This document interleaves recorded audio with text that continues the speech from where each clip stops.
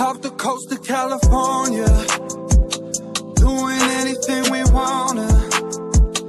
living out our lives in limbo. We don't have a single care in the world. นี่ค่ะวันนี้ไอมาพาพี่น้องมาเก็บบัวใส่ข้าวแต่ว่ามืดแล้วไม่รู้ว่าจะเก็บไปจากหัวแล้วค่ะน้องโอเคเดี๋ยวมาดู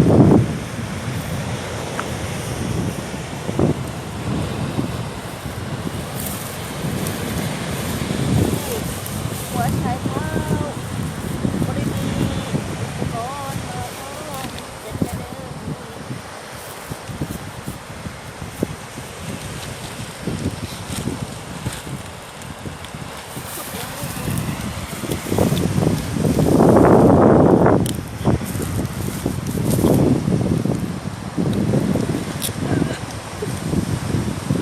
มีเสียงเลยจ้ะคือเขาว่าคนดื้อ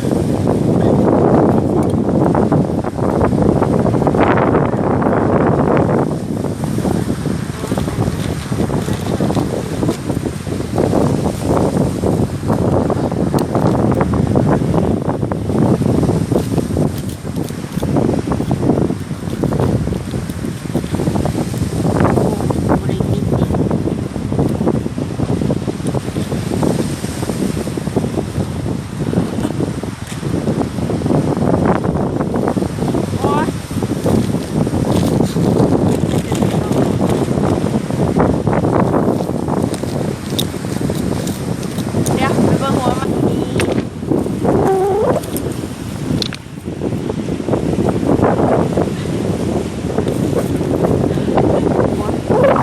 ไม่ใช่หนาวจ้ะนี่ขาดสองหัว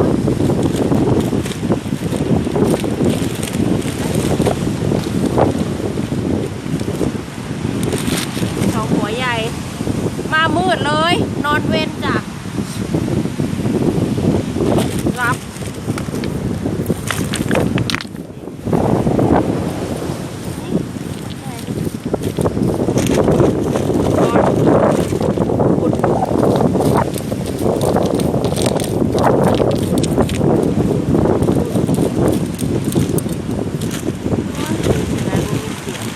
อุปกรณ์ชนิดที่สองวุ้น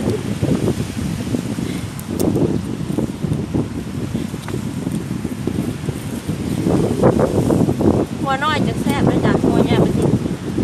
เงิน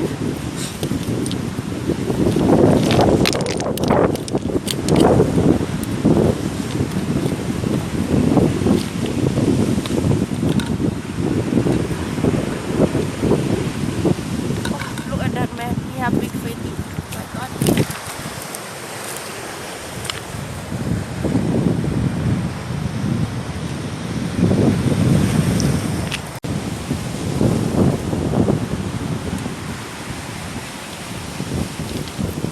ตื่นมาแล้วก็มานี่พี่น้อง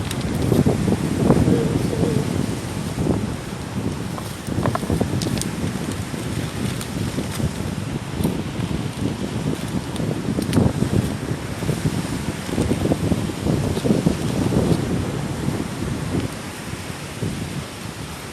บ่มีคนดีทำกระเวนคนติดนี่แบบนี้คนดี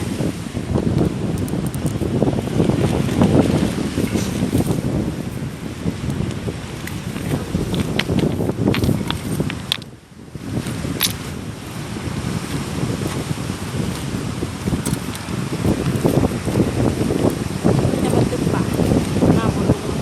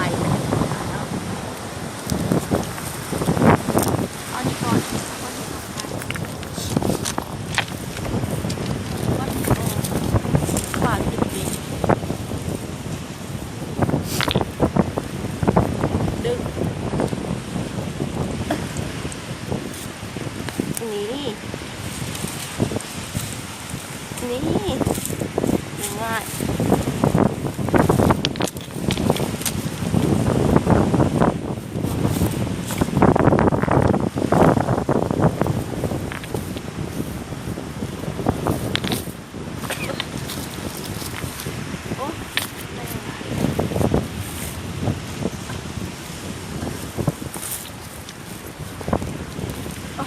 นี่เอาไปเป็นถุงค่ะ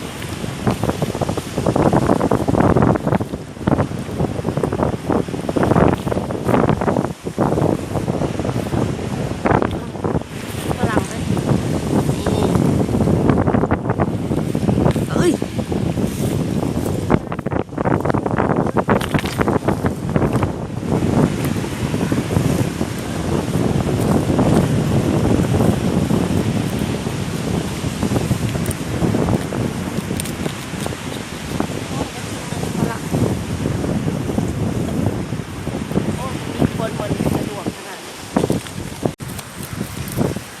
ก็เริ่มขึ้น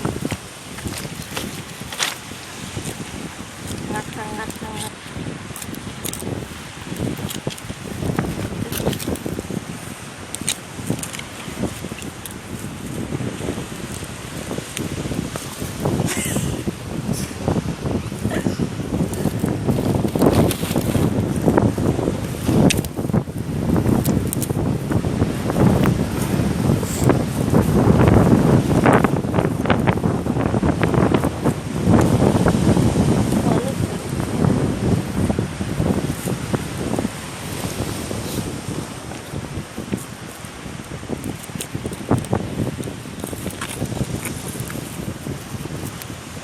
มีคนมางัดเลย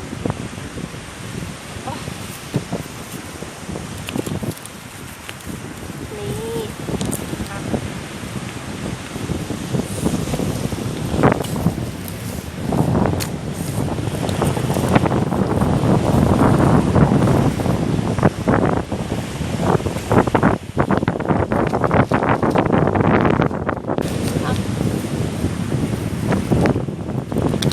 โอ๊ยขาด